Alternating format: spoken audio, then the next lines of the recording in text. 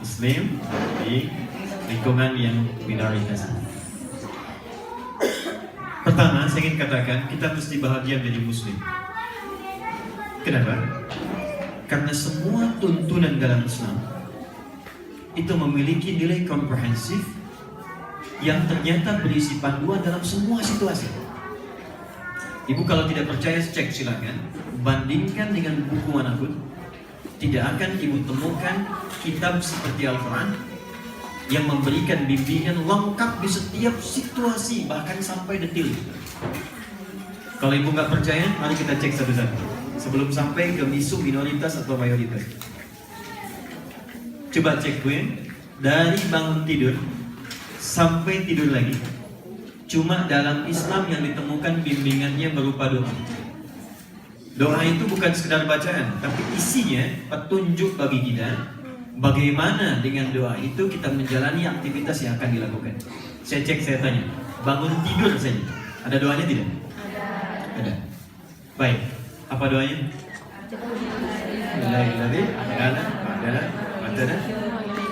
Kebanyakan bacanya sampai situ. Dan hanya doanya. Itu kan yang di Al-Bukhari nomor hadis 181. Riwayat Mu'adz bin Jabal dan Jundub bin Junadah radhiyallahu ta'ala anhuma. Kalau ibu baca lagi dari Abu Dawud nomor hadis 1367, dan yang meriwayatkan hadis ini anak kecil usia 4-5 tahun. Anak ini dididik oleh Nabi seperti sekolah kita ini. Ketika Nabi wafat usianya 13 tahun sudah hafal Quran 30 juz dan hadis 2000 hadis.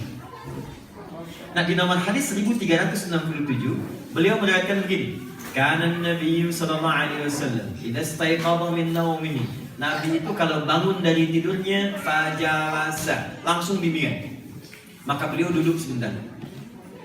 Wa masaha bi yadihi min athari naumi. Kemudian dengan tangannya menghapus, menghilangkan bekas ngantuknya dulu. Ini ternyata sebelum baca doa itu hilangkan ngantuknya dulu. Jangan sampai baca doa sambil ngantuk. Bangun jam 3 baca sambil ngantuk, bangun lagi jam 7. Jadi hilangkan ngantuknya dulu, baru baca doanya. Baru bangun sudah ada bimbingan. Makan ada doanya? Ada. Berpakaian ada doanya? Masuk masjid ada doanya? Keluar masjid? Bahkan ibu masuk toilet dan keluar toilet pun ada doanya. Sekarang tadi bangun tidur, mau tidur ada doanya? Jadi semua tuntunan dalam Islam, jangankan ibu bicara mayoritas minoritas, semua yang detil pun ada tuntunan. Dan yang paling membahagiakan, ternyata tuntunan minoritas itu saat kita berada di lingkungan yang minoritas kita di dalamnya, itu paling banyak didapatkan dalam perjalanan kehidupan Nabi. Saya mau tanya pada ibu sebentar, Nabi lahir di mana? Di Mekah. Hijrah ke mana? Bukankah saat Nabi di Mekah awal mula diutus menjadi Nabi? Ya kan? Sudah banyak belum yang masuk Islam? Baru berapa? Baru segelintir orang. Dan dalam 13 tahun, ingat loh Bu, tinggalnya 13 tahun di Mekah. Misi kerasulan Nabi di Mekah 13 tahun. Yang terkumpul sahabatnya itu 40 orang. Saya tanya, ibu berapa jumlahnya sekarang? Lebih dari 40 saya yakin. Lebih. Nabi saja 13 tahun di Mekah, tinggal di lingkungan yang beliau minoritas pada saat itu cuma 40 orang. 13 tahun. Baru setelah ke Madinah, tinggal jadi mayoritas 10 tahun di sana, kemudian bertambah menjadi 12.000 orang. 12.000 ukuran saya itu sangat besar, sangat banyak. Karena Madinah saat itu hanya sekitar Masjid Nabawi saja Bu. Di Masjid Nabawi itu Madinah, luasan sekarang itu Madinah. Di luar itu bukan Madinah. Mudah-mudahan yang belum umrah, belum haji, nanti ibu bisa ke sana melihat ya. Tidak cukup dengan amin, nabung sekarang. Nabung siapkan. Nah, karena apa hikmahnya? Nabi sampai 13 tahun padahal bisa Allah katakan cepat ke Madinah. 13 tahun di Mekah, terkumpul 40 orang. Apa hikmah yang ditanamkan pada kita sampai-sampai sebelum hijrah mesti berada di Mekah dalam tempo yang lama? Salah satunya kata para ulama sirah adalah untuk memberikan tuntunan pada umat di masa depan. kalau ia berada di lingkungan yang muslimnya sedikit dan minoritas di dalamnya. Seperti apa ia mesti lakukan? Bagaimana caranya mengumpulkan persaudaraan sehingga menemukan sahabat-sahabat yang hebat yang di setiap tempat ketika ia pergi kemanapun masih terhubung konektivitasnya, dan yang paling dahsyat dimanapun ia berada membawa nilai-nilai kebaikan. Saya mau tunjukkan pada ibu, ada yang pernah tahu di antara 40 ini kira-kira siapa saja? Satu? Khadijah. Sayyidah Khadijah. Baik. Dua? Abu Bakar. Tiga? Osman. Empat? Ali. Siapa lagi? Omar. Baik, baik. Itu kurang lebih yang kita ketahui. Tahukah ibu sekalian, semua 40 orang ini hebat ini. Ketika mereka kemudian meninggalkan Mekah, bahkan saat Nabi wafat, tidak pernah mereka beraktivitas kecuali semuanya sukses. Dan 40 orang ini profesinya beda-beda. Ada yang pengusaha seperti Abu Bakar, ada yang birokrat ya seperti Umar bin Khattab, ada yang diplomat seperti Amr bin As, ada yang lebih hebat lagi misalnya kalangan pemuda, kelak jadi dosen, orang jenius, Ali bin Abi Thalib. Ada sahabat junior, diantaranya Abdullah bin Abbas. Ada perempuan yang menginspirasi, Bu.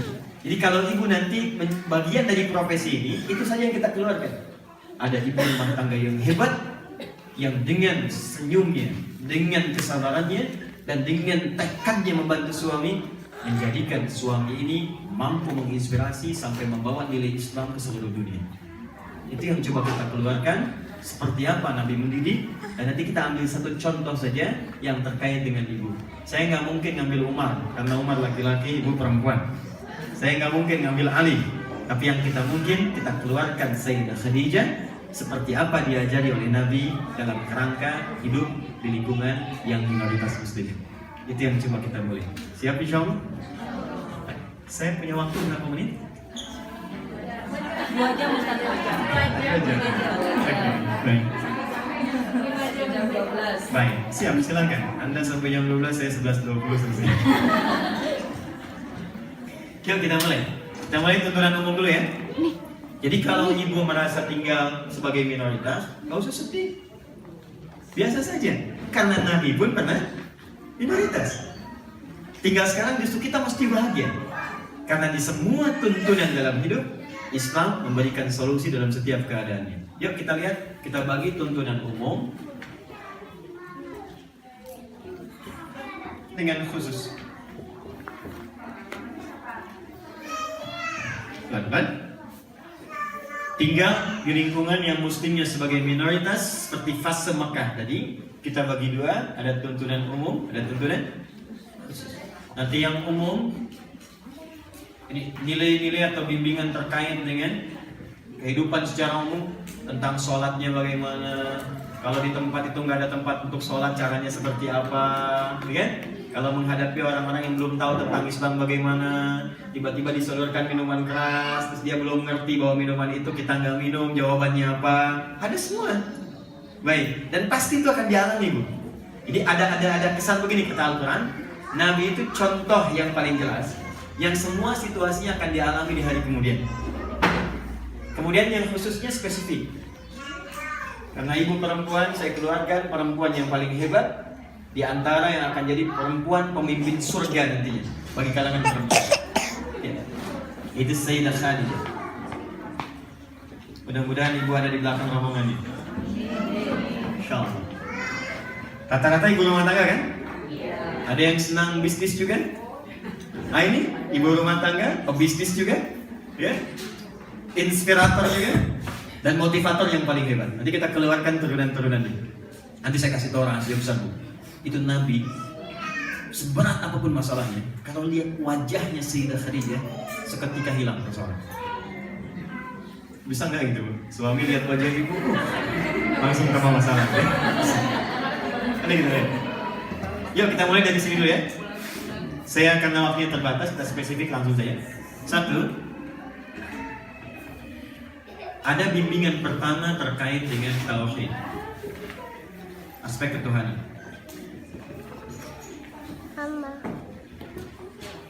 Karena ini tidak mudah mempertahankan nilai ketuhanan, keimanan dalam posisi sebagai minoritas. Tantangannya yang mudah. Dua, ada faktor terkait ibadah.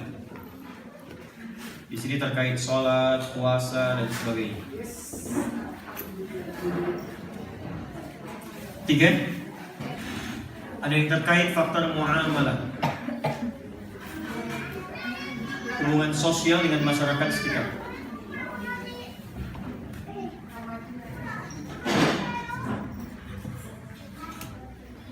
Ya, saya pelan-pelan sebentar. Berbahagianya ibu kalau menjadi minoritas sebagai muslim di lingkungan yang banyak diantaranya bukan muslim, maka diantara kebahagiaan kita adalah Allah menurunkan level kesulitan-kesulitan, atau bahasa enaknya begini, meringankan ya tuntutan-tuntutan dalam beragama yang tidak sama dalam kondisi yang kita mayoritas. Maka nanti di kondisi yang mayoritas harusnya begini, di minoritas diringankan oleh Allah, kamu begini saja. Jadi kita akan lihat. Pertama, yuk kita lihat faktor tauhid di bagian pertama. Ibu sekalian, ayat-ayat yang turun ketika Nabi berada di Mekah, ayat-ayat Qur'annya itu ternyata bukan yang panjang-panjang, bukan Al-Baqarah, kan? Kemudian juga mohon maaf, bukan Ali Imran, bukan An-Nisa, tapi yang turun tuh kayak An-Nas, Ad-Duha, ya? Kemudian Kul tuh, surah paling favorit, ya? Ya, Kul Qul a'udzu birabbil falaq, satu lagi Kul a'udzu birabbin nas, ya. Yang alam nashrah, dekat sadaq, alam taro kaifa rabbuka bi ashabil fil. Yang pendek-pendek. Ternyata pesannya ada dua. Satu, ada pesan tauhid di dalamnya. Ibu kalau buka semua surah tentang kul, itu menerangkan aspek tauhid, menjaga diri ketuhanan. Coba lihat. Qul huwallahu, qul a'udzu birabbil falaq, itu kan Allah. Qul a'udzu birabbin nas. Jadi saat kita berada di dunia yang kitanya mayoritas, yang paling penting kata Allah, tauhid kamu nggak luntur. Ibadah nanti. Pertahankan dulu keimanan, karena tantangannya nggak mudah. Di saat orang lain, banyak orang misalnya tidak menyembah Allah, cuman kita segelintir yang menyembah Allah, itu nggak mudah. Karena itu, Nabi tidak banyak diberikan beban. Waktu masa Mekah ini, belum ada puasa, belum ada haji, ya, yang diberikan tuh harus sederhana. Tauhid jaga dulu, sholat maksimalkan, puasa belakangan nanti. Nanti saya turunkan pelan-pelan. Jadi yang pertama penting kita tanamkan, ibu, dalam kondisi apapun yang ibu hadapi, penting ibu jaga betul keimanan, jangan sampai luntur karena pengaruh di lingkungan kita. Karena mohon maaf, nanti tantangannya akan tidak mudah. Bisa ada perayaan misalnya tertentu, bagaimana kita menyikapinya di saat di muamalah. Tayangan-tayangan yang dilihat anak-anak mungkin akan bertentangan dengan program tauhid yang kita dapatkan. Baik, apa-apa yang dilihat di lingkungan ketika anak kita misalnya pergi ke sekolah, melihat temannya misalnya bawa kepercayaan tertentu, nyembah tertentu, ini butuh penjelasan-penjelasan yang memuaskan untuk mereka. Yang penting, ibu jangan banyak pikirkan yang macam-macam dulu. Bagian pertama, bagaimana caranya tinggal di Jepang saya tetap muslim sampai dengan wafat. Itu bagian yang terpenting. Jelas di sini? Ini bagian awal. Cara menguatkan ini, ibu mesti kompak. Gak bisa sendirian. Jadi kalau ada satu di antara kita merasa kesulitan, maka share dengan yang lain, diskusi, sampaikan, cari solusi. Seperti itulah di zaman Nabi, walaupun cuma 40 orang bu, itu untuk menjaga tauhid. Kalau sekarang kita masih enak. Zaman Nabi kalau ada yang ketahuan muslim, seketika diintimidasi. Ibu kenal Bilal? Kenal di mana? Bilal ketahuan masuk Islam. Apa resikonya? Dibawa oleh tuannya Abu Jahal, ibu, sampai ke lapangan di musim panas. Ditarik, dibuka bajunya, ditidurkan, diikat. Diikatnya di mana? Diikatnya itu di bawah sebuah batu yang sudah dipanaskan. Punggungnya sudah kena batu begini, atasnya ditindih batu lagi. Kata tuannya, dengan sebuah cemeti pakai pecut, balik kamu. balik kamu, sambil dipukul. Apa jawaban Bilal? Karena tauhidnya sudah kuat dan merasa yakin Allah Tuhannya, enteng saya dia berkata, Ahad, Ahad, balik, Ahad, balik, Ahad. Sampai kemudian Abu Bakar dengan izin Allah datang dibebaskan itu. Saya mau tunjukkan bagaimana menjadi Islam itu di zaman Nabi sebagai minoritas itu sulitnya luar biasa untuk jaga tauhid. Ammar bin Yasir punya seorang ibu. Itu perempuan pertama yang syahid karena masuk Islam. Begitu ketahuan masuk Islam, Bu, mohon maaf sekali, diikat langsung di sebuah tiang. Anaknya diminta melihat begini. Kemudian diikat ibundanya yang sedang mengandung. Bu tahu apa yang terjadi? Mohon maaf, itu dieksekusi, diminta, kamu balik lagi. Tidak, saya muslim. Balik, saya muslim. Maka dieksekusilah beliau, caranya ditusuk dengan pedang sampai ke janin. Syahid seketika. Ini mau saya katakan, Bu, ya, untuk mempertahankan akidah di zaman Nabi sulitnya luar biasa. Diintimidasi, ada yang dieksekusi. Sekarang di sini kan tidak begitu. Siapa yang masuk Islam langsung di penjara misalnya? Tidak ada. Siapa yang masuk Islam langsung dieksekusi? Tidak ada. Jadi sebetulnya tantangan kita sekarang, walaupun ibu di Jepang, itu lebih mudah dibandingkan zaman Nabi. Jadi kalau tantangan dibuat mudah, sementara itu kemudian kita masih pesimis, ya? Kita masih merasa, wah kecil ini, maka dengan cara apa lagi Allah memberikan ketenangan kepada kita ketika berislam. Saya sudah berkunjung alhamdulillah ke beberapa negara, masuk di Eropa, kemarin saya ke beberapa negara Eropa, juga ada yang beberapa negara yang cukup disebutkan, mohon maaf, untuk menerima umat Islam itu tidak mudah. Ibu jangan dikira mudah berkerudung. Ada satu negara yang saat saya kunjungi, jangankan berkerudung, saya bicara tentang Islam saja, kalau di ruang terbuka, itu bisa langsung kemudian ditangkap. Bisa bayang nggak? Sementara negara itu mempopulerkan tentang HAM, mempopulerkan tentang kebebasan berekspresi dan sebagainya. Tapi ibu pakai kerudung saja, itu nggak bisa. Apalagi kita orang Muslim. Ya, nah sekarang, saya nggak sebutkan di mana lah, pokoknya ada. Pokoknya ada. Saya baru berkunjung kemarin, saya jalan-jalan beberapa negara. Ibu bisa kebayang, bahkan ada yang penduduknya hampir 100%, 95% Muslim. Tapi yang paling menarik, maaf, nama-nama Islam nggak boleh. Nama-nama Islam ganti pakai yang lain. Ngaji nggak boleh. Kalau sholat, ibu, sholat langsung keluar. Perempuan gak boleh berjilbab, laki-laki gak boleh berjenggot. Ada sekarang. Ya, saya berikan kode. Itu di tempat lahirnya Imam Al-Bukhari. Yang kedua tadi. Itu sulitnya luar biasa, Bu. Sekarang, saya tanya pada ibu, apakah di Jepang ada yang seperti itu? Tidak. Jadi kalaupun kita ada minoritas di sini misalnya, jangan mengeluh karena ternyata luar biasanya ibu ditempatkan oleh Allah walaupun di minoritas tapi suasananya sangat tenang dan nyaman. Saya hampir tiap tahun ke sini menemukan teman-teman Jepang tuh masya Allah, lembutnya, disiplinnya, baiknya, toleransinya, tidak mudah percaya dengan isu-isu yang belum jelas. Ketika di luar disebutkan orang Islam itu radikal, ternyata di sini begitu dihormati. Ibu ditempatkan di kalangan yang ibu minoritas tapi sangat mendukung suasananya. Persis seperti Nabi mengirim sahabat ke Habsyah pada saat itu. Semua bisa ibadah dengan nyaman, tinggal dengan nyaman, tapi yang paling menarik karena ditempatkan nilai-nilai keislaman dengan baik dengan akidah ini, ternyata rajanya pun di Ethiopia pada saat itu langsung memutuskan masuk Islam karena mengetahui bagaimana poin ketiga dipraktikkan oleh umat Islam. Jadi saya mau katakan, ibu bangga menjadi seorang Muslim. Dan bahagialah ditempatkan oleh Allah di Jepang, bukan di tempat-tempat yang sulit tadi untuk berislam. Karena itu tidak ada alasan sekarang untuk mengatakan Ustaz menjaga akidah di sini susah. Tidak. Katakan mudah. Susah atau mudah? Mudah. Susah atau mudah? Mudah. Maka saya tidak ingin dengar lagi ada cerita Ustaz jaga akidah di Jepang susah. Tidak. Setiap tahun ke Jepang mudah. Jelas? Baik. Sekarang tinggal yang ini. Akidahnya mudah, tapi ibadahnya bagaimana? Muslim iya, tapi mau sholat susah. Oke? Muslim iya, tapi mau puasa bagaimana? Muslim iya, tapi mau belajar Quran seperti apa? Maka ini yang coba kita turunkan.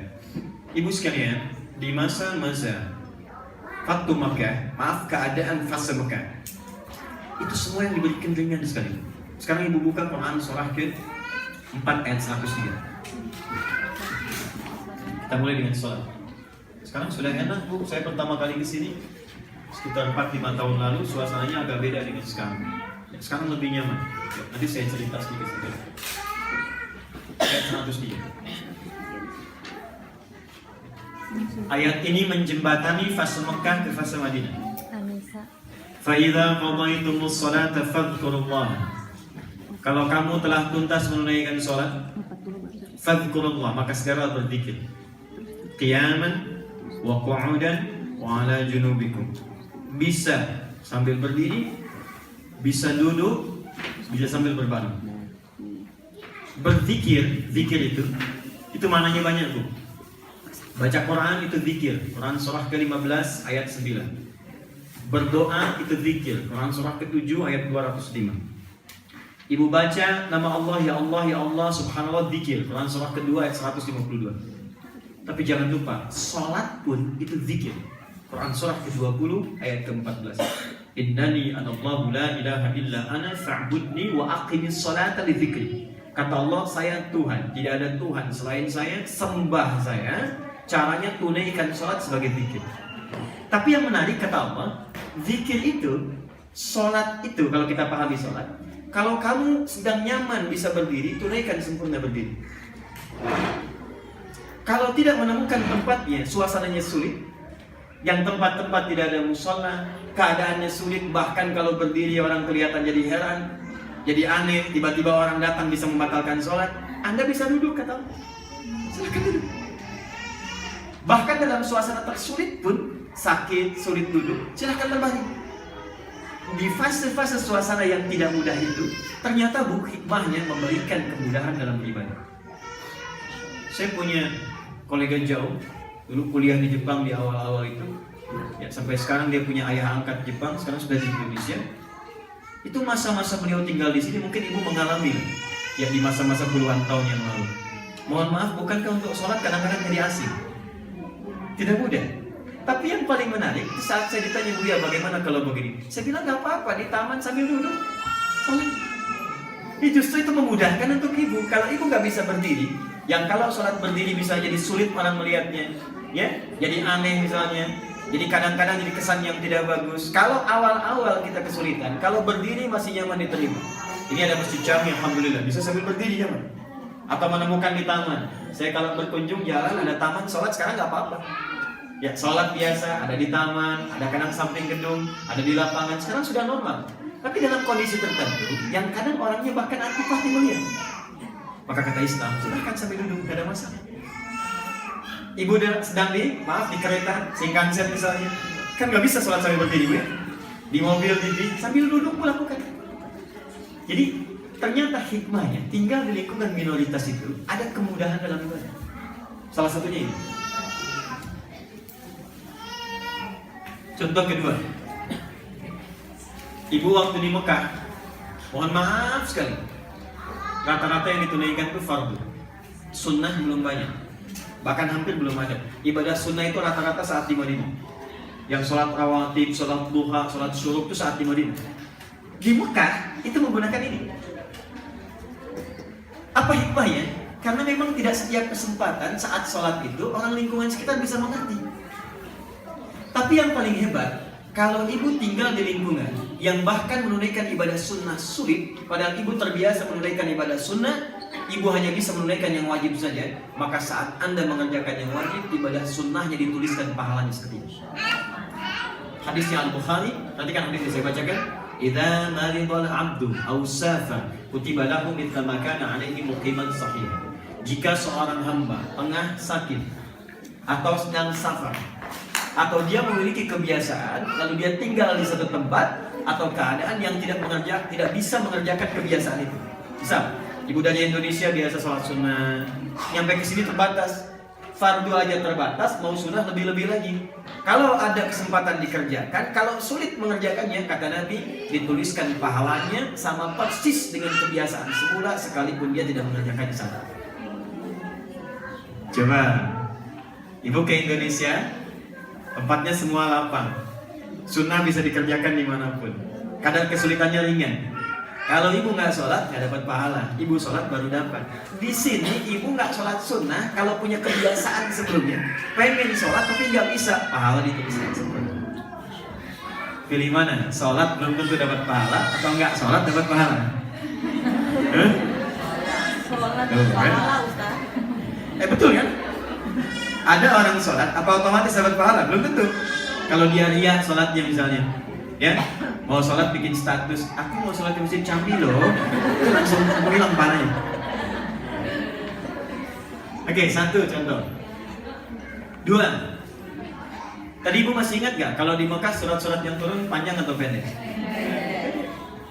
Ternyata hikmahnya, karena Allah tahu lingkungannya, barangkali tidak semudah di tempat-tempat yang lain, maka kewajiban yang diberikan pun, beban yang diberikan pun gak susah-susah. Kata Allah, belajar yang pendek-pendek dulu ini. Hafalkan yang pendek-pendek. Karena itu ibu jangan heran kalau setiap berkunjung ke tempat yang mestinya minoritas itu jarang ada orang hafal Quran 30 juz. Itu hafal juz amma aja udah hebat bu. Saya ke Jerman, ada anak hafal juz amma, baru hafal an-naba saja itu semua sudah kagum dan tepuk tangan. Masya Allah, Alhamdulillah. Padahal anak kecil di tempat saya 7 tahun hafal Quran dengan nomornya, dengan posisinya 30 juz. Tuh. Tapi ini anak kecil baru an-naba sudah bahagia luar biasa. Tadi sudah dahsyat di sekolah tadi ada yang dari at-taubah sampai dengan an-nas sekitar 20 juz. Ada yang an-naba, ada yang 30 juz 30. Itu kan luar biasa. Di tempat yang tidak mudah, tidak semua bisa mengajarkan Quran, bahkan para penghafal jarang bisa menghafal, Bu. Saya pernah ke Libya waktu belajar Quran. Itu syekhnya begini, kalau ada orang asing belajar itu lebih disayang, Bu. Orang Libya datang biasa, orang Indonesia datang sudah dikasih bekalnya, dikasih coklat, ruangan khusus. Saya bertanya, Syekh, kenapa mesti begini? Saya kan malu. Apa jawaban beliau? Nah, kamu semangat ya. Kalau orang Libya belajar Quran wajar, karena di sini Quran itu sudah biasa. Di Libya itu justru kalau yang nggak jadi hafal Quran nggak punya teman. 5 juta penduduknya, 1 juta hafal 30 juz. Sisanya 20 juz, 15 juz, 10 juz. Kalau sudah remaja gak hafal Quran, itu aib. Jadi anak itu setiap saat SMP itu disuruh menghadap ke syekh. Ya, kata orang tuanya, Syekh, ini anak mesti hafal Quran. Kalau nakal pukulin aja. Sampai segitunya, bukan untuk nyuruh pukul, bukan. Maksudnya saya ingin dia jadi penghafal Quran. Kalau orang Libya datang belajar Quran itu biasa, tapi kamu dari jauh katanya. Di tempat yang nggak biasa, kesini pengen menghafal, maka mesti aku muliakan semua itu. Ketika Anda tinggal di tempat yang Anda minoritas, maka Allah muliakan kepada orang-orang itu tidak banyak diberikan teman. Yang penting kamu hafalkan ini, pakai sholat fardu. Gak ada masalah. Orang yang baca qul huwallah, qul a'udzu birabbil falaq, qul a'udzu birabbin nas, dalam kondisi minoritas dia berada di situ, yang sholat fardu pun sudah luar biasa, itu nilainya sama dengan yang baca Al-Baqarah, baca Al-Imran, baca An-Nas. Kurang apa lagi? Ini dia, saat ibadah. Baik, pelan-pelan ya. Setelah ini kita masuk ke dakwah. 3, muamalah. Di sini minum masih jadi kebiasaan? Minum? Masa sih gak ada yang minum? Baik, kalau minum ya minum, semua minum kan. Tapi kalau disebut minum dalam tanda petik, biasanya kan minuman-minuman keras ya. Baik, banyak yang minum minuman keras di sini? Baik, enggak, maksudnya bukan di ruangan sini, di Jepang di sana. Kalau di sini tidak lah, saya yakin tidak kan? Banyak. Banyak kan di lingkungan di luarnya? Baik, kadang jadi tradisi kan? Bagi ibu mungkin langsung otomatis, tapi kan suami kadang di kantor langsung ditawari. Kadang-kadang dilihat bagian dari kesopanan menurut adat untuk menerima dan sebagainya. Nah ibu, situasi itu yang muncul zaman jahiliyah.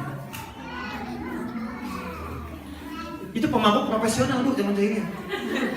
Betul. Yang paling pemula saja, pemabuk pemula itu sehari 5 kali. 5 kali. Jadi kalau ada yang pemula mabuk itu 5 kali bu dalam sehari.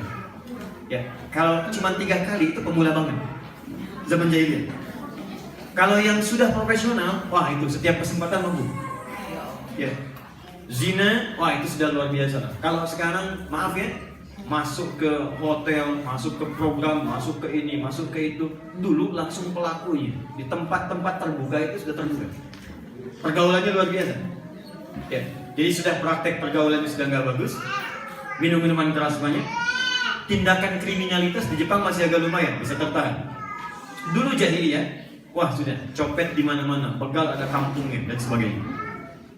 Persoalannya, bagaimana Nabi bisa tinggal di lingkungan itu dan bisa bergaul dengan orang-orang secara umum pada umumnya. Oke, yuk kita lihat pelan-pelan. Bu, rumus cepat Bu ya.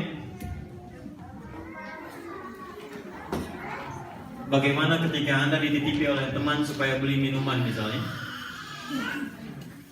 Atau ketika Anda diajak pada suatu pertemuan ditawari minuman, apa jawabannya? Ini diantara hal yang ringan tapi dalam sekali saat berada di kehidupan Nabi Sallallahu Alaihi Wasallam. Yuk lihat, buka Quran surah kedua, langsung turun ayat 219.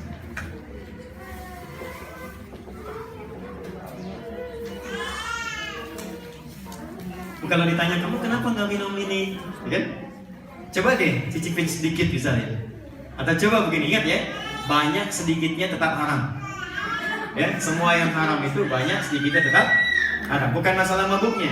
Kalau sudah diharamkan banyak sedikit tetap haram. Karena nanti ada gambaran begini. Oh ini kan yang penting nggak mabuk. Hati-hati. Korupsi juga kalau sedikit tetap haram. Ya, mau dicari KPK mau tidak tetap haram. Jelas? Menipu kalaupun sedikit tetap haram. Ya, selingkuh walaupun cuma kirim chat-chatan itu tetap haram. Apa? Lihat nih. Lihat sini. Fokus. Yas'alunaka 'anil khamri wal maisir. Lihat nih. Muhammad mereka bertanya padamu tentang judi dan minum-minuman keras. Nabi Muhammad sudah tahu hukumnya, tapi sahabat yang sudah masuk Islam itu kan bergaul dengan aneka banyak orang. Tadi kan ibu menyebutkan Abu Bakar, itu kan pebisnis. Kan bisnismen itu kan kumpul dengan lingkungan yang berbeda kan? Seperti kita sekarang. Di kalau mereka berniaga, ketemu Yahudi, ketemu Nasrani, kebiasaannya kadang minum, kadang macam-macam ditawari. Mungkin sekarang pun ibu yang di rumah, tapi kan suami di luar. Dari mana ibu tahu kalau dia sedang rapat ditawari, kalau sedang gathering misalnya dan sebagainya? Maka bagaimana jawabannya? Halus, tapi sangat mendidik. Qul fihima ismun kabirun wa manafi'u lin-nas wa ithmuhuma akbaru min naf'ihima. Tahan sampai sini. Sekarang ibu lihat saya cara menerjemahkannya. Jangan lihat terjemahan, karena terjemahan itu sangat letterlock sekali. Kadang-kadang tidak mewakili apa yang diinginkan di mana. Katakan Muhammad, kalau teman-teman bergaul dengan orang-orang yang terbiasa melakukan satu hal yang tidak dibenarkan oleh agama, seperti minum nggak boleh, mereka masih minum. Bagaimana jawabannya? Kul fihima ithmun kabiru wa manafi'u linnas. Perhatikan, bagus sekali jawabannya. Katakan pada mereka, memang minum itu kadang ada manfaatnya, tapi bagi saya itu kayaknya banyak sesuatu yang akan memudaratkan. Terkemas dengan bahasa yang halus dulu, lebih halus lagi. Memang kelihatannya ini ada manfaatnya, tapi saya nampaknya belum bisa minum karena unsur di minuman ini ke kesehatan saya agak kurang bagus. Wa ithmuhuma akbaru min naf'ihima. Kata Quran katakan, memang mungkin kayaknya ada manfaat, tapi bagi saya kayaknya agak kurang sehat, agak kurang bagus. Ya, izinkan saya menghormati Anda minum, tapi mohon izin saya ingin menjaga kesehatan saya dulu. Sampai dia nanti meneliti kenapa sih dia nggak minum, kenapa sampai mencari. Dan kemudian dia bertanya, apa sih penyebab utamanya? Maka diterangkanlah, muncul ayat-ayat lain. Di minuman ada zat yang bisa merusak kepada akal, bisa berkurang ingatan. Kadang-kadang kita nggak sadar, dalam minum bisa mencela orang, dalam minum bisa berselisih, dalam minum bukan bisa ngambil yang bukan haknya. Tapi saat ayat pertama turun, semua itu nggak disebutkan. Coba ibu bayangkan, baru orang sedang minum, ibu sebutkan, minuman itu nggak bagus loh, bisa merusak akal, bisa menyebabkan kita berselisih. Ibu bisa kehilangan pertemanan. Tapi ayatnya indah ketika turun. Memang mungkin ada manfaatnya, tapi bagi saya kesehatan saya bisa terpengaruh dengan itu. Dimohon izin saya nggak ikut minum, saya air bening aja. Saya air putih saja, saya susu saja misalnya. Itu lebih elegan terdengar yang itu bimbingan dalam suasana kita minum. Dan ayatnya mana? Contoh, ibu sedang sholat sunnah, ada tetangga non muslim datang misalnya. Mana yang didahulukan? Respon tetangga atau menyempurnakan sholat sunnah? Oke, sangat bagus sekali. hentikan sholatnya, digoreskan tetangganya, sekalipun dia non muslim. Yang paling dahsyat Bu, ini yang paling hebat. Bagaimana memadukan ini? Tauhid, ibadah, muamalah. Ibu bertetangga, kan tetangganya belum tentu orang Islam semua. Dalam konteks itu pun, dalam suasana minoritas, Allah masih mengatakan kepada kita lewat Nabi. Bahkan jika Anda masak makanan pun, tunjukkan nilai tauhid ini sebagai bagian dari ibadah saat engkau bermuamalah. Apa diantaranya? Jika engkau memasak makanan, coba berbagi dengan kawan sekitaranmu, dengan tetanggamu. Kalaupun cuma sampai baunya kepadanya, dan engkau masak hanya kuahnya saja, maka bagilah dia walaupun hanya kuahnya saja. Coba cek deh. Awas, saya baru bacakan sebagian, saya belum selesaikan. Jangan ibu simpulkan kalau masak ayam, ibu makan ayamnya, kuahnya ibu bagi, ya. Lihat sini pelan-pelan. Pelan-pelan, nanti apa yang saya maksudkan nanti saya akan tunjukkan. Lihat Bu, kata Nabi, jika kalian masak makanan, baunya sampai ke tetangga, maka bagilah makanan itu walaupun cuma kuahnya. Ada dua masalah di sini. Pertama, yang dimaksud kuah di sini bukan cuma bagi kuahnya. Maksudnya kalaupun ibu cuma masak kuahnya saja, atau kan sekarang ini prediksinya luar biasa Bu. Mungkin bumbunya, bumbu tertentu, tapi isinya beda. Bumbunya opor, tapi isinya kan misalnya tempe, kan? Supaya dia nggak salah paham, maka bagikan dengan isinya sekaligus. Jelas sampai sini? Tapi pertanyaan besarnya, apakah Nabi pernah mengatakan kalau tetangga Anda muslim tadi? Bagi yang muslim, terus tetangga yang non muslim melihat, kayaknya enak ya. Iya sih Bu, enak, cuman saya ibu kafir loh. Sudah. Bagi. Nah, saya mau masuk kepada bagian penyempurna yang di sini. Ternyata tujuan utama ketika jadi minoritas di sebuah tempat, semuanya ini, ternyata yang didahulukan di balik semua ini adalah akhlak. Akhlak. Coba lihat Nabi. Maaf, ketika ada makanan berbagi, bagi. Dan cara berbaginya, perhatikan cara kalimatnya, bagus kan? Ketika dibagi, tetangga kan akan penasaran. Kalau sekali bagi mungkin masih biasa, tapi hampir tiap masak bagi dia akan bertanya, kamu kok baik sekali berbagi dengan saya? Perhatikan jawabannya. Ini saya bukan baik, tapi Islam yang memerintahkan saya untuk berbagi. Kalimat itu yang mengalir. Perkenalkan Islamnya. Ketika tetangga butuh sakit, kita jenguk dia. Makanya di hadis Muslim, menjenguk tetangga itu tinggi sekali ketika dia sakit. Ibu datang kepadanya, jangan lihat dia muslim atau non muslim. Datang kepadanya, tengok bawa buah. Terima kasih sudah menjenguk saya. Ini kewajiban saya. Islam yang mengajarkan saya untuk bisa menjenguk Anda. Tampakkan Islam dia. Karena itu banyak yang dimunculkan. Karena itu fase-fase hadis di awal Nabi diutus ketika di Mekah itu lebih banyak menampilkan Islam dalam bentuk akhlak. Kata Nabi, innama bu'ithtu liutammima makarimal akhlak. Saya diutus ini puncak utamanya akhlak. Ada yang mencela, Nabi senyum. Ada yang bully, beliau senyum. Gue bayangkan sedang sholat begini, di atasnya ditaruh kotoran unta. Apakah marah? Tidak. Oke, kalau ibu sedang jalan-jalan, nggak biasa orang lihat jilbab, berhijab. Bukan karena maaf Bu, bukan antipati dengan jilbab, mungkin nggak biasa dia pakai. Lalu dia menyoal misalnya, ya ada yang mengolok-olok, ada yang kurang. Sekarang di sini tidak, insya Allah. Di beberapa tempat ada yang langsung dicabut Bu. Nggak usah marah. Karena belum tahu, orang belum tahu itu bukan dimarahi, diberitahu dengan cara yang lembut. Maka turunlah Quran surah 16 ayat 125.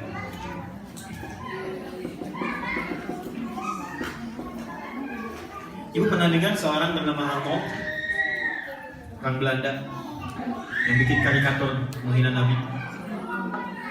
Atau pernah dengar film Fitnah? Yang Fitnah dulu pernah dibuat film Fitnah itu. Ya, sutradaranya bernama Anton. Jadi di situ dia memfitnah Rasulullah SAW, ya, dengan banyak hal-hal yang tidak bagus. Bu tahu apa yang terjadi? Ternyata beliau menghina Nabi, membuat stereotip pada umat Islam, merendahkan orang Islam yang minoritas. Itu karena belum tahu tentang Islam. Saya punya kawan di Kuwait, namanya Syekh Ahmad Al-Farisi, mengunjungi saya di Indonesia. Kita ngobrol di satu hotel, Syekh Adi katanya. Beliau itu punya kampanye mencintai Nabi, keliling dunia. Terus seorang pengusaha di Kuwait, cinta Nabi, dia keliling dunia. Begitu tahu Arnold tadi bikin film tentang fitnah, dia datangi ke Belanda. Apa yang dia kerjakan? Dia gak banyak bicara, gak bilang tentang Islam, gak bilang apa-apa. Jadi mengundang Arnold ini untuk makan malam dengan beliau. Cari tempat restoran paling bagus di Belanda, dijamu dengan yang paling enak, ditempatkan di tempat VIP yang paling bagus. Semuanya tuh khidmatnya luar biasa, servisnya yang paling maksimal. Ketika makan diam saja, gak bicara apa-apa. Makan, dihidangkan lagi, sempurna semua. Sampai orang ini bertanya, Anda tuh maksudnya apa katanya? Undang saya ke sini, mempersembahkan ini semua, menawarkan ini, bahkan gak bicara apapun tentang Islam. Saya tahu Anda Muslim. Apa kata Syekh Ahmad Al-Farisi ini? Semua yang saya persembahkan ini, inilah yang diajarkan oleh Muhammad SAW yang Anda cuma lewat film Anda. Dibalas sebuah keburukan dengan kemuliaan. Itu yang dimaksud Quran surah 16 ayat 125. Ud'u ila sabili rabbika bil hikmah. Anda tahu apa yang terjadi? Begitu mendapat perlakuan demikian seketika mengucapkan bagaimana caranya masuk Islam. Asyhadu an la ilaha illallah, asyhadu anna Muhammadar Rasulullah. Orang yang masuk Islam langsung dibawa umrah, berdoa haji, bertemu dengan Syekh Sudes, saya lihat di fotonya, sekarang jadi dai. Dari pencelan. Maka saya pikir, ibu bisa memulai itu dengan mengenalkan Islam lebih baik. Ramadan, kunjungi, mungkin ada yang duafa di sini, orang-orang sepuh yang kurang perhatian, ya? Ada yang sakit, ada yang kena musibah, ibu tampil duluan. Makanya kompak bu, bikin kegiatan komunitas bareng-bareng, kunjungi perempuan-perempuan Jepang misalnya, share, buka keislaman dan sebagainya. Maka demi Allah saya katakan, selain ibu akan merasakan nikmatnya menjadi muslim. Kadang-kadang di mayoritas gak terasa bukan nikmatan sebagai seorang muslim. Ibu kalau pengen merasakan nikmatnya sholat di Jepang ini, kalau di Indonesia udah biasa, bis duhur asar, asar maghrib, maghrib isya kan, masjid banyak, yang komat saut-sautan. Di sini gak kedengaran. Makanya kalau ibu pengen tahu nikmatnya sholat, ya ke sini. Pengen tahu nikmatnya ngaji, ya di sini. Barangkali Allah memperjalankan ibu ke sini supaya mengetahui kenikmatan Islam, supaya ibu bisa berjuang. Siapa yang mau masuk surga angkat tangan? Setinggal bukit lagi. Siapa yang pengen surganya Firdaus? Yang pengen sama Nabi? Oke, sekarang turunkan. Siapa yang nggak punya dosa angkat tangan? Ayo. Yang nggak punya dosa, saya pulang. Siapa yang dosanya sedikit? Kan? Siapa yang dosanya banyak? Saking banyaknya nggak bisa ngangkat kan? Sekarang coba berpikir dengan jernih, berpikir dengan jernih. Ngaku dosa banyak, amal sedikit, pengen ke surga, Firdaus lagi. Semuanya mana? Oke, saya tutup sesi pertama. Saya diminta 5 menit saya selesai bagian pertama. Tadi kan baik-baik. Ternyata ada shortcut untuk bisa mendapatkan apa yang kita dapatkan. Apa diantaranya? Cari amalan cerdas yang mengumpulkan banyak pahala. Di antara amalan cerdas itu bu, tinggal di lingkungan yang mestinya minoritas dan bisa mendapatkan teman non-muslim sampai dia masuk Islam. Begitu dia masuk Islam, atas referensi ibu misalnya, dengan status yang ibu buat tentang keislaman, ibu cuma mengantarkan makanan dia masuk Islam. Ketika dia bersyahadat, maka selama hidupnya kalau dia ibadah, pahalanya mengalir pada ibu tanpa dikurangi sedikit. Mungkin itulah cara Allah menjadikan ibu merasakan nikmatnya Islam sampai dengan datang ke Tokyo ini. Kalau sudah sampai Jepang, ibu belum kenal juga dengan Allah, maka perlu diantarkan kemana lagi untuk mengenal Allah Subhanahu wa Ta'ala. Oke. Bagian pertama saya selesai, belum sampai ke bagian yang kedua di sini. Kalau ada yang mau ditanyakan, atau memang waktunya sudah benar-benar habis? Masih banyak belum. Ini maksudnya 5 menit itu 5 menit sesi pertama, tanya jawab maksudnya? Oh, tanya jawab. Saya tanya, ibu jawab. Kita tanya jawab sebentar. Setelah itu kita sedikit bahas ini. Sedikit, silakan. Kita buka dengan 3 pertanyaan. Mohon pada ibu untuk tidak basa-basi, langsung Pak gitu ya.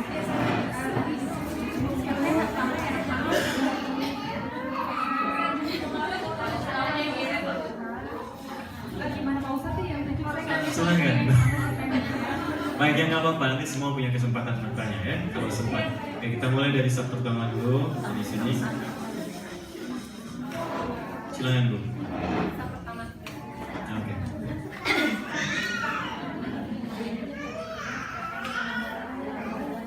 Assalamualaikum. Mbak Yanti kurang dengar. Sudah. Saya kasih ketentuan umum dulu ya. Gini, kalau masalahnya umum, silakan sampaikan dengan umum. Tapi kalau menyangkut pribadi, dibuat umum gambarannya. Ya, bisa kalau ada kondisi begini seperti apa. Kecuali kalau masalah itu umumnya juga dirasakan oleh yang lain. Silakan berbagi. Silakan. Begini Ustaz, sampai saat ini suami saya kalau saya ajak untuk beribadah, jawabannya masih namanya nanti karena saat ini masih sibuk dan saya juga tidak berputus asa, kita selalu mengajak dan mungkin bagaimana mungkin kalimat atau apa doa yang bagaimana Ustaz supaya suami saya mendapat beribadah. Baik. Terima kasih. Satu. Langsung dulu Pak Ustaz, sehingga Silakan, boleh. setelah dia pertanyaan baru langsung Pak Ustaz. Boleh, silakan. Yang kedua, Silakan. Assalamualaikum warahmatullahi wabarakatuh. Ustaz, sebetulnya saya mau tanya juga sempat bingung juga, tapi mudah-mudahan tidak diniatkan untuk ria.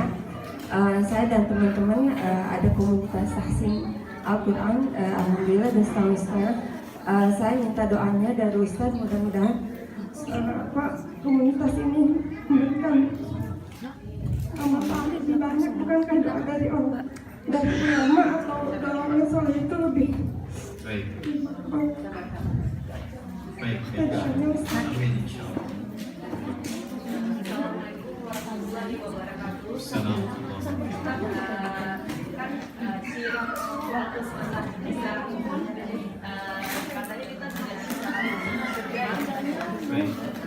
Jadi ini bagaimana menyikapi di lingkungan keluarga, misalnya masih ada kayak perayaan-perayaan yang sebenarnya kita tidak ingin melakukannya, tapi kadang-kadang dari keluarga ingin melakukannya. Jadi bagaimana cara menyikapinya supaya tidak ada terjadi benturan-benturan dalam keluarga? Baik. Boleh. Assalamualaikum. Assalamualaikum. Saya guru bahasa Indonesia, mengajar di SMA dan di universitas. Banyak murid-murid saya tertarik kepada Islam dan saya berusaha sebaik mungkin untuk memberikan pengertian sebisa saya. Ada salah satu dari mereka yang sudah masuk Islam, alhamdulillah. Tetapi untuk saat ini masih mengatakan, menyampaikan kepada saya terus terang bahwa masih tidak bisa untuk tidak minum dan makan babi. Saya merasa bahwa karena kebetulan dengan kata-kata saya dia bisa masuk Islam, saya merasa bertanggung jawab sekali untuk memberikan tambahan bagaimana supaya dia benar-benar bisa menerima ajaran Islam dengan lebih alami. Dan ada beberapa orang yang benar-benar ada di saya, tapi merasakan bahwa kalau tidak ajaran Islam dan merasakan bahwa ada Jepangnya goreng orang itu adalah perkara jika dikurangi kalau tersebut itu akan tidak ada apa-apa dalamnya. Jadi mereka merasa bahwa Allah itu tidak terasa oleh mereka. Bagaimana kira-kira menyampaikan lebih dalam dengan bahasa seorang wanita karena mereka laki-laki. Terima kasih. Baik. Saya jawab dulu ya. Baik, teman-teman. Pertama begini, bagaimana doa untuk melembutkan hati yang keras? Doa ini diajarkan oleh Nabi Musa ketika akan berdakwah kepada orang paling keras di muka bumi, itu Fir'aun. Fir'aun itu bukan cuma keras dalam tindakan, kata-katanya nyakitkan. Jadi kalau melihat seseorang, misalnya saya melihat ada di sini ikhwan, rambutnya ini nggak bagus nih, bukan disuruh cukur bu, kata Fir'aun, tolong pisahkan kepala dan badannya. Fir'aun itu hobinya bunuh orang. Dalam surah ke-2 ayat 49. Ngaku Tuhan, ana rabbukumul a'la. Tapi yang paling menarik, sekeras-kerasnya Fir'aun, itu diperintahkan Nabi Musa tetap untuk berkata lembut kepada Fir'aun. Buka Quran surah ke-20 ayat 43 sampai 44. Idhaba ila fir'auna innahu tagha. Musa dan Harun pergilah kepada Fir'aun. Dia sudah mulai menyimpang. Faqula lahu qawlan layyina. Tapi dakwahi dia dengan lembut. Indah kalimat. Faqula lahu qawlan layyina la'allahu yatadhakkaru aw yakhsha. Mungkin dengan kelembutan sikap dan sifat itu dia bisa melembut hatinya dan mulai yakin bahwa Allah Tuhan yang benar. Nah, sekarang bayangkan begini, kata para ulama, kalau seorang Fir'aun saja didakwahi oleh seorang nabi mesti lembut, maka bagaimana dengan pasangan ibu yang bukan Firaun dan ibu bukan nabi? Maka kalau mendapati sikap suami tidak sesuai dengan apa yang kita harapkan, maka jangan berkata yang kasar dulu. Jangan berkesimpulan yang tidak baik dulu. Boleh jadi mungkin Allah ingin kumpulkan pahala dan kesabaran di situ yang memberikan kenikmatan lebih besar di masa yang akan datang. Maka dakwahi dia dengan lembut. Cara pertamanya Nabi Musa ajarkan doa, diabadikan dalam Al-Quran. Rabbi shrahli sadri wa yassirli amri wahlul 'uqdatan min lisani yafqahu qawli. Nah, sebelum ibu berdakwah, mengajak suami untuk senang sholat, senang baca Al-Quran, di tengah kesibukan dia, ibu malam tahajud dulu. Malam sholat. Kalau bisa, saya sarankan begini. Ini pernah saya sampaikan kepada seorang ibu. Ini kasusnya anak tuh. Jadi dari suami, ayah nurut ke anak. Anak nggak mau sholat. Ayahnya sudah sulit, sudah kemana kan? Sulit sudah luar biasa. Tinggal anak nggak mau sholat. Ibu ini datang ke pesantren. Air matanya sudah senduh. Kenapa bu? Ustaz, anak saya nggak mau sholat. Sudah ibu ingatkan? Sudah, saya sampai lelah Ustaz. Nggak usah diingatkan lagi. Ibu malam ini tunaikan tahajud. Gak usah banyak-banyak, cukup 2 rakaat witir 1. Tapi ibu tunaikannya di kamar anak ibu. Jangan di kamar ibu. Saat ibu sujud, minta kepada Allah supaya dilembutkan hatinya supaya sholat. Selesai ibu sholat, minta spesifik sebut namanya. Ya Allah, Engkau yang titipkan dia di rahimku. Engkau yang titipkan dia untuk aku lahirkan. Mohon ringankan hisabku di hari kiamat, lembutkan hati untuk menunaikan sholat. Ibu sebut namanya, minta kepada Allah. Nanti 3 hari lagi, ibu datang ke sini. Kita lihat apa yang terjadi. Tahu apa yang terjadi? 3 hari kemudian, jam 7 pagi, ibu ini sudah datang dari kejauhan, sudah teriak, Ustaz, bawa nasi uduk. Kawan-kawan. Saya bilang, ya bu, kenapa? Kok ibu gembira sekali? Anak saya sudah sholat. Kok bisa? Saya bilang. Tadi malam ketika saya sholat, di sampingnya itu, rupanya dia mendengar kalimat saya, dia bangun, dia langsung peluk saya. Dan dia minta maaf dengan menangis. Mama, maafkan saya, Ma. Selama ini bukan saya nggak pengen sholat, tapi kan Papa juga nggak pernah sholat. Mama juga kan baru sekarang. Yang disebut tuh bapak ibunya, gitu. Makanya lingkungan itu seringkali berpengaruh. Gitu. Ya saya berjanji, Ma, mau sholat. Saya punya. Sejak saat itu, kemudian saya utus seorang murid untuk mengajarkan anak itu, sampai dia belajar bukan cuma sholat, sampai dia menghafal Quran. Saat saya tinggalkan, saya pindah ke Bekasi, itu dia sudah hafal 2 juz. Mungkin sekarang sudah jadi penghafal Quran. Bayangkan, dari anak yang tidak sholat, karena kekuatan doa itu seketika jadi penghafal Quran. Maka ibu kemudian bangun di malam hari, sholat, bukan di depannya tapi di sampingnya. Kalau depan disolatin, sampingnya ibu sholat, itu bermohon kepada Allah, ya Allah lembutkan hati suami saya. Kalau perlu ibu pakai bahasa Jepang supaya dia paham. Lembutkan hati suami saya. Kau pasangkan dia dengan saya, bukan dengan perempuan yang lain. Ya Allah, ampuni saya kalau sampai sekarang belum bisa membuat dia bisa sholat. Ampuni saya kalau bisa belum menjadi perempuan yang salehah di matamu ya Allah. Minta sama Allah sekuat sebaik-baiknya. Demi Allah saya katakan bu, kalau ibu kerjakan itu tiap malam, semalam 2 malam, hari pertama mungkin dia tertidur, tapi hari kedua kekuatan doa itu akan sampai kepada jiwanya, sampai mungkin dalam diamnya dia mendengar apa yang dia baca. Tinggal ibu tunggu hari ketiga apa yang kemudian dia lakukan setelah itu. Demi Allah, kalau sudah terjadi, maka carikan teman-teman yang baik di sekitaranmu. Hubungkan dia dengan orang-orang yang mungkin mengerti tentang sholat. Jangan pahamkan dia tentang beban. Kalau bisa pahamkan tentang manfaat sholat. Misal begini, saya kalau ngajar sholat bu, nggak pernah buka dengan hukum. Hukum sholat itu wajib, kalau nggak sholat ke neraka. Wah, capek orang. Capek, walaupun itu benar secara fikih. Yang saya buka, Anda kalau sholat, dampaknya apa terhadap Anda? Sehingga Anda mengerti kenapa Anda mesti sholat. Maka pertama kata Allah, kalau orang sholat, itu membuat diri lebih tenang. Kalimat pertama, ala bidzikrillahi tatma'innul qulub. Yakinkan pada dirimu kalau zikirmu benar kepada Allah, pasti hatimu tenang. Di antara makna zikir itu sholat. Di antara makna zikir, sholat. Jadi kalau orang sholat, tuh hatinya akan lebih tenang. Maka ketika Anda bicara pada suami, jangan langsung ke kewajiban, sampaikan, sayang, kamu tahu nggak kenapa Allah meminta kita sholat? Supaya hati kita tenang. Pekerjaan kamu ini banyak, stresnya mungkin tinggi, bikin capek juga. Allah tuh sayang dengan kamu supaya kita diberikan kenyamanan. Kamu pekerjaan ringan, mengerjakannya dengan penuh ketenangan. Coba deh kalau nggak percaya, nikmati sholatnya, kamu akan rasakan dampak dalam kehidupan dan pekerjaan. Mulai dengan itu dulu. Ya, kalau kalimat-kalimat positif itu sampai dan disampaikan dari jiwa, bukan dari nafsu. Kalau dari hati, sampainya ke hati lagi. Makanya orang sering mengatakan sentuhlah ia tepat di hati, maka ia akan jadi milik untuk selamanya. Saya bikin status. Oke, itu satu. Yang kedua, saya ingin naik ke level berikutnya. Ibu sekalian, terkait dengan kebiasaan. Saya lompat sebentar ke kasus sekolah ya.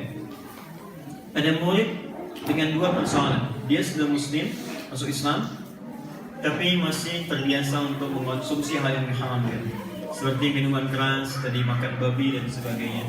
Cara masuknya begini, di Quran itu ada anak-anak. Kalau ibu seorang pengajar, di Quran itu ada ayat-ayat bagaimana berinteraksi dengan level anak dari mulai usianya. SD itu beda dengan SMP, SMP beda dengan SMA, sampai ke dewasanya. Kalau anak itu masih lingkaran TK ke SD, maka Quran katakan perbanyak sayangnya. Maka bahasa Quran seringkali mengatakan ya bunai, ya bunai. Bunai itu mesti bukan harus dipanggil bunai, bukan. Bunai itu panggilan sayang, Bu. Mungkin setiap orang bisa beda-beda. Halo ganteng, halo cantik, halo misalnya soleh, soleha, rajin, atau dengan cita-citanya. Ya, halo misalnya presiden, halo polisi, siap, halo Doraemon. Bisa, Nobita, Shizuka, Suneo, ya. Baik, bisa. Panggil dengan kesenangan dia. Kalau dia sudah masuk level seperti SMP, junior high school, ya, naik dia sedikit, nalarnya sudah mulai muncul. Kalau nalar muncul, maka kurangi sayang, dekatkan perintah. Diimbangkan antara sayang dengan perintah. Sebab kalau terus sayang muncul, nanti manjanya muncul. Dia tidak akan mau mengerjakan sesuatu kalau ibu tidak kasih bandingannya apa, kompensasinya apa. Maka perintah mulai masuk, sayang dikurangi. Tapi kalau dia sudah masuk di level terakhir yang SMP, masuk senior high school, kemudian mulai ke SMA, maka jangan sekali-kali ibu dekatkan dengan banyakkan perintah, tapi jadikan kata Quran sebagai teman. Teman diskusi. Maka dalam kasus tadi, karena anaknya sudah masuk SMA, maka saran saya untuk menjelaskan itu, jangan masuk kepada hukum. Ini haram, ini begini, ini itu. Karena nalarnya sudah berfungsi.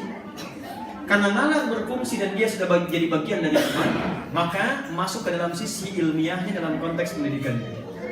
Mulai kenalkan dia dengan dampak-dampak keburukan dari minuman dan makanan tadi. Tunjukkan riset misalnya. Sayang sini deh. Ibu baru dapatkan di bacaan ini tentang dampak minuman keras. Gue turunkan. Ini hasil risetnya begini. Orang yang sering minum dampaknya begini. Akibatnya begini, pengaruh ke akalnya begini, pengaruh ke sininya begini. Terus ibu jangan hukumkan, tapi balikkan. Menurut kamu bagaimana?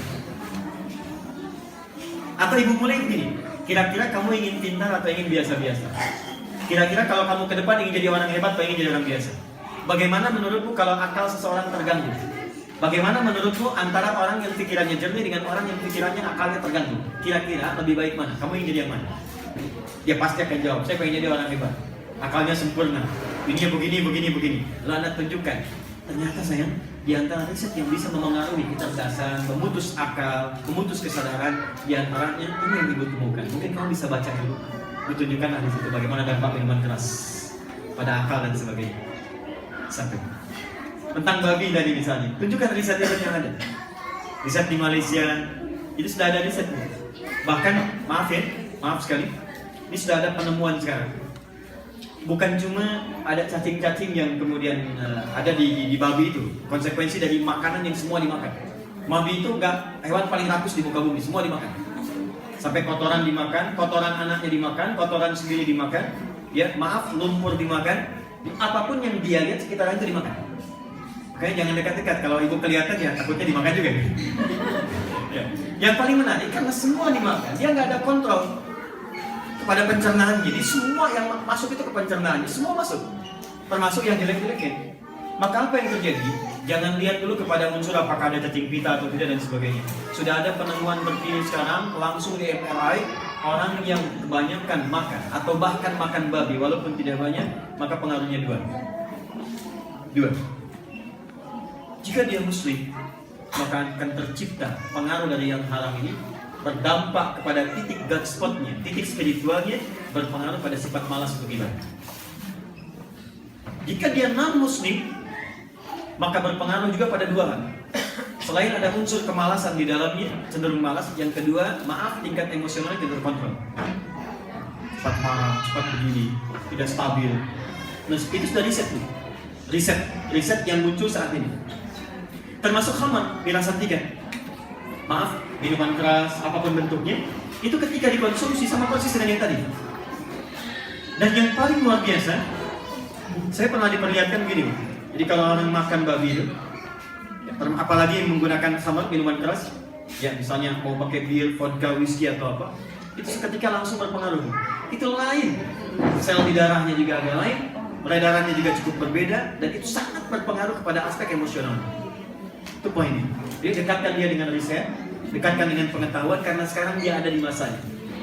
Ada di masanya. Itu bagian yang pertama. Kemudian ingin mengenal Tuhan. Indra itu kan bukan cuma mata. Ada pandangan, ada pendengaran, ada rasa kan? Baik, tidak semua yang tidak kelihatan, ini untuk anak SMA nih. Tidak semua yang tidak kelihatan itu tidak ada. Kadang-kadang saking jelasnya jadi nggak kelihatan. Tanyakan pada anak SMA itu, balikan keadaannya. Matahari itu punya sinar nggak? Baik, kelihatan sinarnya. Siapa yang bisa lihat sinar matahari? Saking terangnya, bukan berarti nggak ada. Tapi kita bisa rasakan, ternyata di sini terang. Kenapa? Karena ada pantulan sinar. Optiknya ada. Jadi bukan berarti yang tak tampak itu tidak ada kemudian esensinya. Maka demikian Tuhan pun. Dia tak nampak sekarang, tapi keberadaannya nampak dari penciptaannya. Bukankah saya sekarang ada di hadapan kamu? Siapa yang membuat saya dari tidak ada menjadi ada? Siapa menjadikan Anda dari tidak ada menjadi ada? Lalu berikan kisah kepadanya tentang seorang liberal datang di masa Abu Hanifah. Abu Hanifah masih kecil. Dia datang mengatakan begini, setan enak ya. Kenapa? Dia kan diciptakan dari api, terus dibalikan ke neraka. Bukan ke neraka sama-sama api?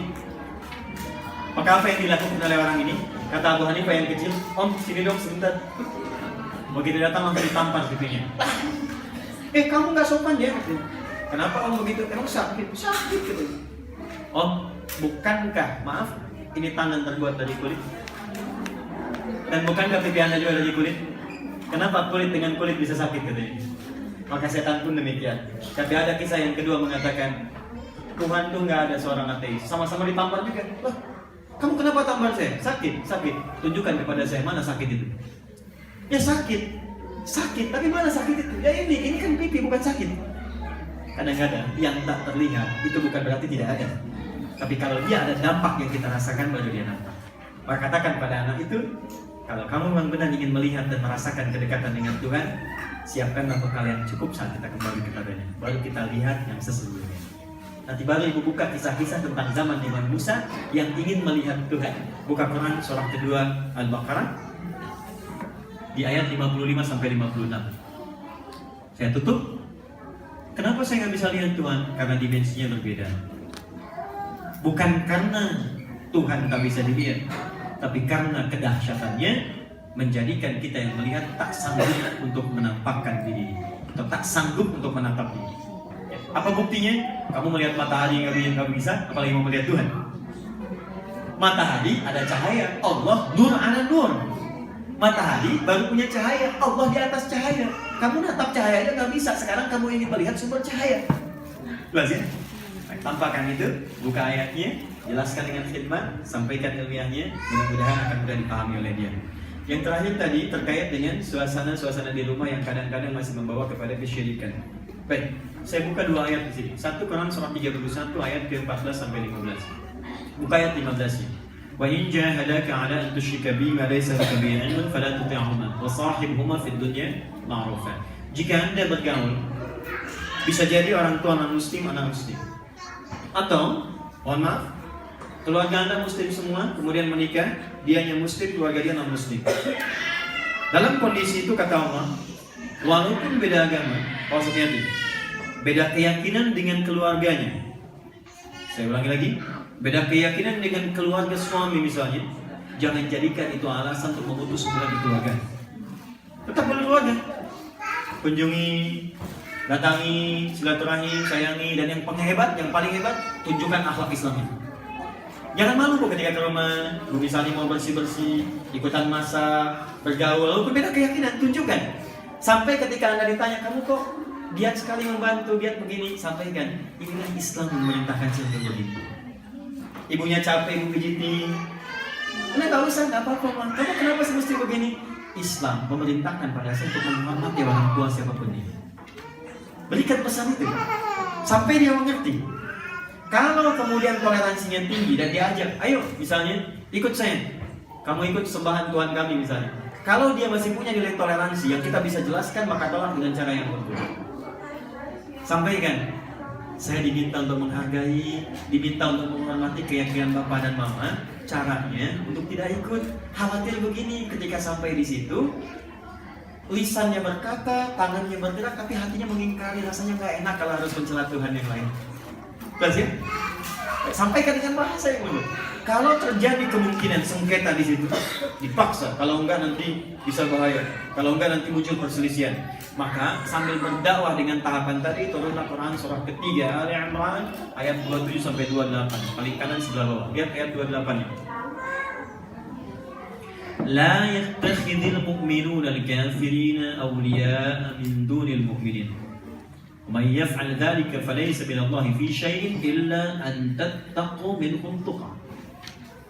Tidak selayaknya Anda jadikan orang-orang beriman, orang yang belum beriman sebagai tumpuan. Tumpuan di sini ya, tempat untuk berbagi kalau dia nggak terpercaya, tempat untuk sandaran, tempat untuk cerita. Karena tidak ada iman, khawatirnya semua bisa terbuka dengan mudahnya.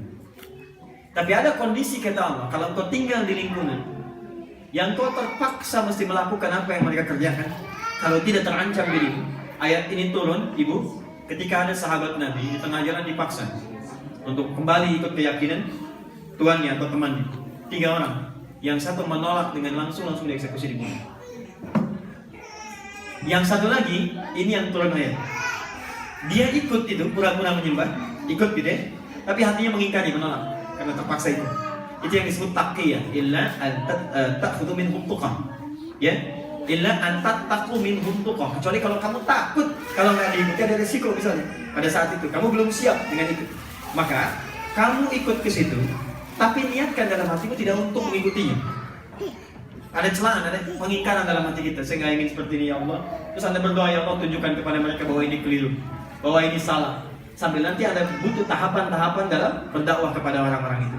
Sampaikan demikian. Nah ini yang ditempuh oleh orang yang kedua. Dia pura-pura mengatakan, ya saya yakin. Di lisannya mengatakan yakin, tapi di hatinya yakin pada Tuhan saya, bukan Tuhan kamu. Ya, itu disebut taqiyah namanya. Yang ketiga, dia langsung pindah kepada ancaman tadi, langsung pindah agama. Apa yang terjadi? Begitu yang pindah ini ikut, langsung dieksekusi. Dibawa ke raja, dieksekusi. Apa kata rajanya? Eksekusi dia. Dia orang seperti ini nggak bisa dipercaya. Kenapa? Dia sudah ikut agamanya, tiba-tiba cuma disuruh kita pindah aja, ikut pindah langsung katanya. Ya, tanpa pikir-pikir apa-apa lagi. Ini menunjukkan orang ini berbahaya. Ketemu dengan siapapun dia akan pindah dan bisa membahayakan kita. Dieksekusi juga.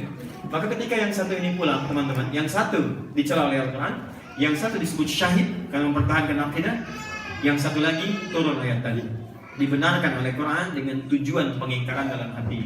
Barangkali ini bisa jadi tahapan dalam kondisi tadi. Kalau ada kondisi di keluarga demikian, sulit untuk dihindari. Anda ikut misalnya, tapi dengan tujuan tidak untuk merayakan. Ya, tujuan hanya untuk ke situ berdakwah dalam situasi mengetahui dan hati mengingkari. Jelas?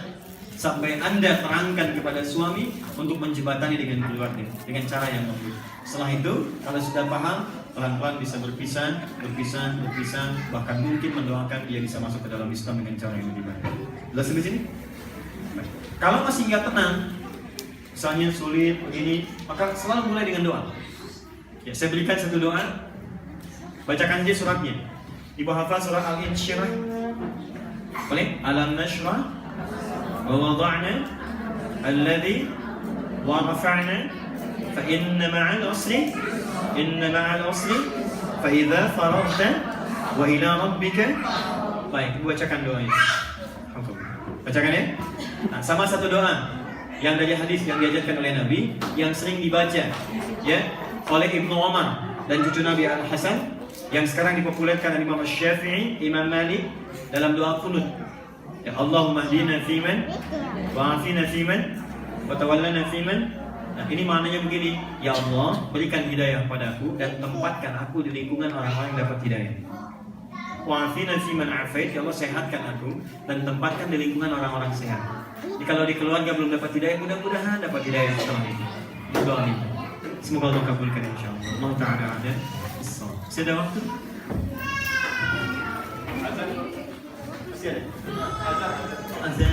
Mohon maaf ibu-ibu, saya mengerti dengan tatakan tajam ibu-ibu yang sepertinya saya salah.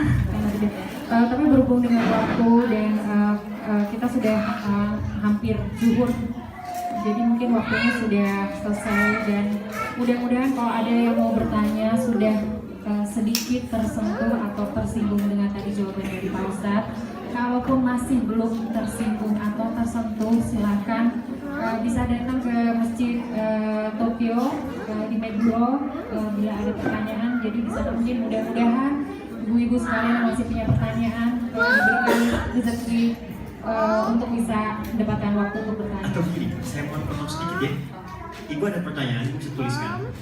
Saya ada 2 sesi lagi di Tokyo ini. Malam nanti di Masjid Indonesia Tokyo. Saya ada di sana. Dan besok subuh, saya besok pulang pagi, tapi subuh saya akan sempatkan ke masjid. Ibu tuliskan itu. Nanti kalau saya mampu, saya akan jawab di 2 sesi itu. Kalau ibu tak sempat hadir, itu nanti akan di live streaming kan. Ya, ibu ikuti Adi Hidayat Official di YouTube itu atau di Instagram kami. Nanti sambil saya pulang pun di jalan saya buka, saya jawab dari itu. Pertanyaan ibu ini. Jadi sepakat ya? Terima kasih Pak Ustadz. Baik, terima kasih banyak. Sangat terbantu saya karena saya merasa berdosa dengan sahabat-sahabat semua yang sudah dari pagi datang dan tidak bisa menyampaikan pertanyaannya. Alhamdulillahirrahmanirrahim, acara kita sudah selesai. Semoga apa kekurangan dari kami panitia, terutama saya, tidak tersampaikan pertanyaan, mohon dimaafkan. Ada sedikit sumbangan Pak Ustadz dari kami kepada Ibu Nunu, kami persilakan.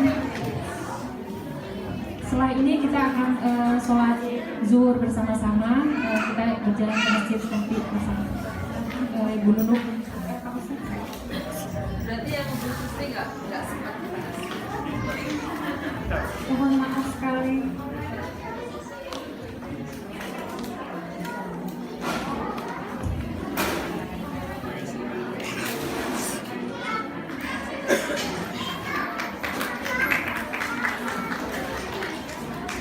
Alhamdulillahirrahmanirrahim. Pak Ustadz mohon ditutup dengan doa sebelum kita sholat bersama.